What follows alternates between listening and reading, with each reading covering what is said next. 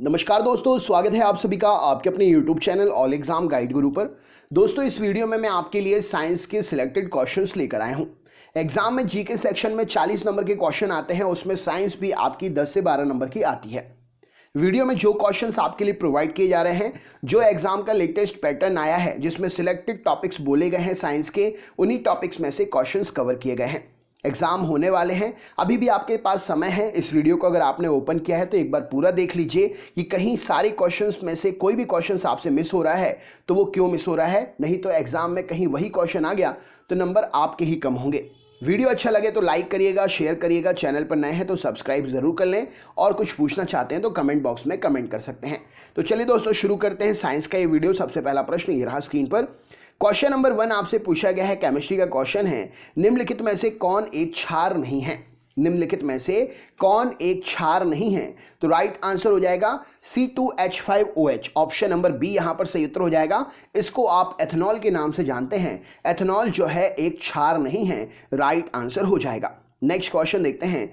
मानव शरीर में एकमात्र पेशी ऐसी कौन सी है जो दोनों सिरों पर नहीं जुड़ी होती है? मानव शरीर में एकमात्र पेशी कौन सी है जो दोनों सिरों पर नहीं जुड़ी है? राइट आंसर क्या हो जाएगा? तो मानव शरीर में एकमात्र पेशी जीभ है, टंग है, जो दोनों सिरों पर नहीं जुड़ी है। राइट आंसर हो जाएगा। नेक्स्ट क्वेश्चन देखते हैं। प्रश्न है, निम्न में से कौन सा माध्यम के घनत्व में एक ध्वनि तरंग के पूर्ण दोलन के लिए लिया गया समय है? निम्न में से कौन सा माध्यम के घनत्व में एक ध्वनि तरंग के पूर्ण दोलन के लिए लिया गया समय है? तो इसे बोलते हैं time period. Option number time period, समय अवधि, इस प्रश्न का सही उत्तर हो जाएगा। समय अवधि माध्यम के घनत्व में एक ध्वनि तरंग के पूर्ण दोलन के लिए लिया गया समय कहलाता है। नेक्स्ट क्वेश्चन देखते हैं। मानव शरीर में पिट्यूटरी ग्रंथि कहां पर स्थित होती है? राइट आंसर क्या हो जाएगा? मानव शरीर में पिट्यूटरी ग्रंथि कहां पर स्थित होती है? तो पिट्यूटरी ग्रंथि मानव शरीर में मस्तिष्क के आधार पर at the base of the brain. Option number B यहां पर सही उत्तर हो जाएगा। आपको पता होगा पिट्यूटरी ग्रंथि को मास्टर ग्रंथि भी कहा जाता है। राइट आंसर हो जाएगा। नेक्स्ट क्वेश्चन देखते हैं। भोपाल गैस त्रासदी के दौरान कौन सी गैस का रिसाव हुआ था? वेरी इंपॉर्टेंट क्वेश्चन है ये। जब से ये रिसाव हुआ तब से हर साल एग्जाम में शिफ्ट में पूछा ही जाता है। तो भोपाल गैस त्रासदी के समय कौन सी गैस का रिसाव हुआ था? तो राइट आंसर हो जाएगा methyl isocyanate. Option number methyl isocyanate इस प्रश्न के लिए सही उत्तर हो जाएगा। इसे MIC के नाम से भी जानते हैं, मिक गैस भी कहते हैं शॉर्ट फॉर्म में। ऑप्शन में कभी कभी MIC भी लिखा रहता है, तो इसको भी याद रखिएगा। मिथाइल आइसोसाइनेट इस प्रश्न के लिए सही उत्तर हो जाएगा। नेक्स्ट क्वेश्चन देखते हैं। अगला प्रश्न, मशरूम क्या है? मशरूम जो आप खाने में भी यूज करते हैं, इनमें से किस कैटेगरी के अंतर्गत आता है? तो मशरूम जो है एक प्रकार की फंगस है, कवक है। ऑप्शन नंबर बी इस प्रश्न के लिए सही उत्तर हो जाएगा। Right answer. नेक्स्ट क्वेश्चन देखते हैं। अगला प्रश्न ये रहा स्क्रीन पर। आर्किमिडीज ने आर्किमिडीज सिद्धांत की खोज के बाद में क्या निर्धारित किया था? आर्किमिडीज सिद्धांत के बारे में हम पढ़ते हैं। आर्किमिडीज ने आर्किमिडीज सिद्धांत की खोज के बाद में क्या निर्धारित किया था? तो उन्होंने राजा के मुकुट में सोने की शुद्धता को निर्धारित किया था। राइट आंसर हो जाएगा ऑप्शन नंबर ए इस प्रश्न के लिए सही उत्तर हो जाएगा।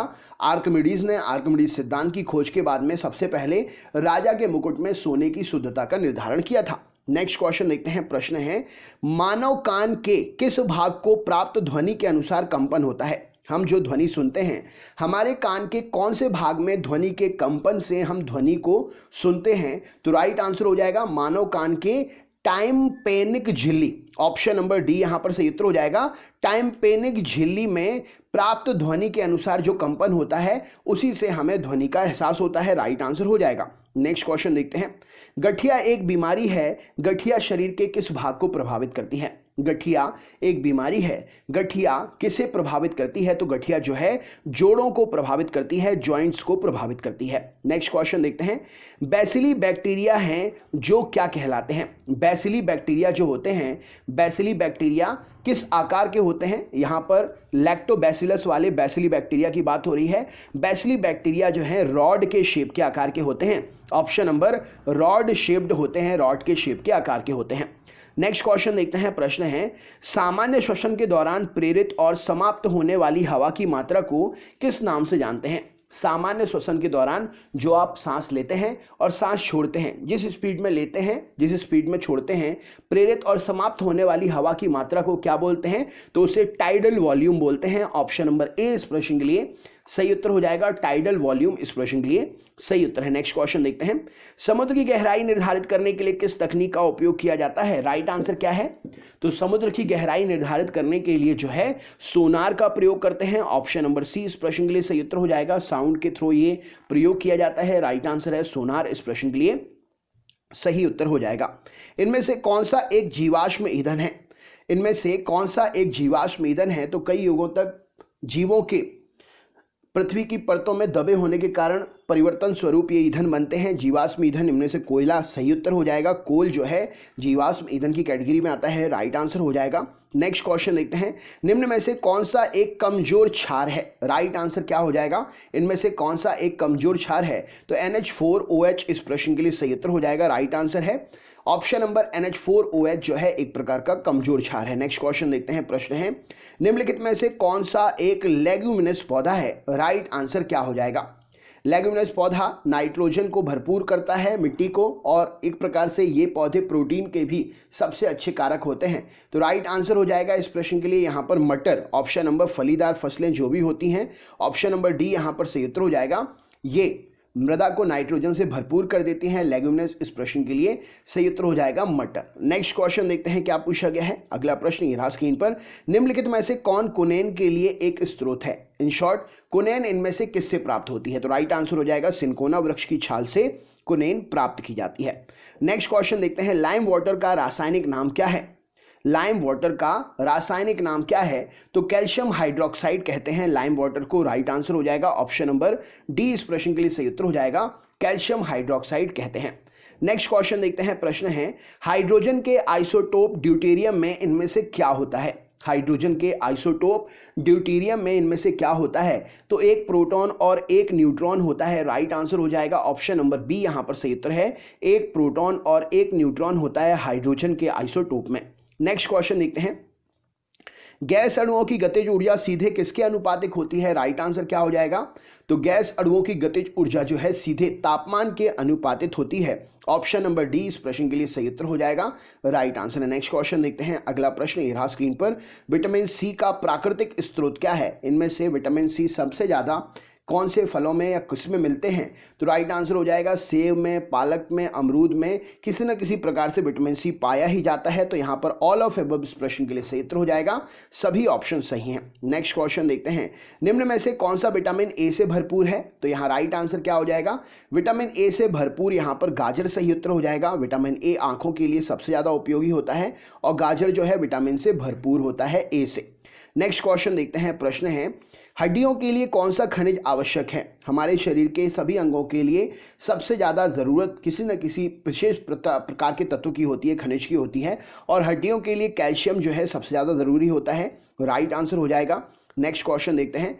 एक अवधि में तत्वों को क्रम में व्यवस्थित किया जा सकता है, कैसे? अगर तत्वों को क्रम में व्यवस्थित करना है तो आप कैसे करेंगे? तो नाभिक के बढ़ते चार्ज के अनुसार। ऑप्शन नंबर सी इस प्रश्न के लिए सही उत्तर हो जाएगा। नाभिक के बढ़ते चार्ज के अनुसार तत्वों को जो है क्रम में व्यवस्थित किया जा सकता है।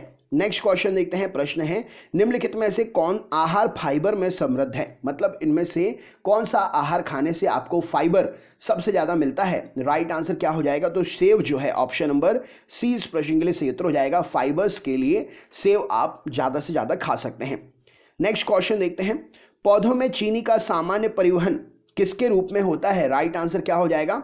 तो पौधों में मिठास, पौधों में चीनी का सामान्य परिवहन जो है सुक्रोज के रूप में होता है। ऑप्शन नंबर सी इस प्रश्न के लिए सही उत्तर है। नेक्स्ट क्वेश्चन देखते हैं। इनमें से कौन सा ऑप्टिकल लेंस नहीं है? राइट आंसर क्या हो जाएगा? इनमें से कौन सा ऑप्टिकल लेंस नहीं है? तो राइट आंसर हो जाएगा स्टेथोस्कोप। स्टेथोस्कोप जो है ऑप्टिकल लेंस नहीं है। राइट आंसर हो जाएगा। हृदय की ध्वनि की गति को चेक करने के लिए डॉक्टर्स इसका उपयोग करते हैं। नेक्स्ट क्वेश्चन देखते हैं। जल धारण क्षमता सबसे अधिक इनमें से किस मिट्टी में होती है? राइट आंसर क्या हो जाएगा? जल धारण करने की क्षमता इनमें से सबसे ज्यादा चिकनी मिट्टी में होती है। ऑप्शन नंबर बी इस प्रश्न के लिए सही उत्तर है। Next question. रात में तारों का टिमटिमाना किसके कारण संभव है? राइट आंसर क्या हो जाएगा? तो ये कॉमन क्वेश्चन है, आपको हमेशा देखने को मिलेगा। रात में तारों का टिमटिमाना वायुमंडलीय अपवर्तन का प्रभाव है ये। राइट आंसर है ऑप्शन नंबर ए, इस प्रश्न के लिए सही उत्तर हो जाएगा। नेक्स्ट क्वेश्चन देखते हैं। अगला प्रश्न ये रहा स्क्रीन पर। एक वस्तु का द्रव्यमान दोगुना होने पर दो वस्तुओं के बीच गुरुत्वाकर्षण बल का क्या होता है? तो एक वस्तु का द्रव्यमान दोगुना होने पर दो वस्तुओं के बीच के गुरुत्वाकर्षण बल में क्या चेंजेस होते हैं? तो गुरुत्वाकर्षण का बल दोगुना हो जाता है। राइट आंसर हो जाएगा गुरुत्वाकर्षण का बल जो है ये भी दोगुना हो जाता है। नेक्स्ट क्वेश्चन देखते हैं। प्रश्न है आपके सामने, जब धातु एसिड के साथ में प्रतिक्रिया करती है तो कौन सी गैस आमतौर पर उत्पन्न होती है? जब धातु एसिड के साथ में प्रतिक्रिया करती है तो हाइड्रोजन गैस आमतौर पर उत्पन्न होती है। ऑप्शन नंबर हाइड्रोजन इस प्रश्न के लिए सही उत्तर हो जाएगा। दोस्तों, आपसे एग्जाम में पूछा जाता है रक्त का पीएच मान क्या होगा? कमेंट बॉक्स में जरा कमेंट करके बताइए रक्त का पीएच मान क्या होगा।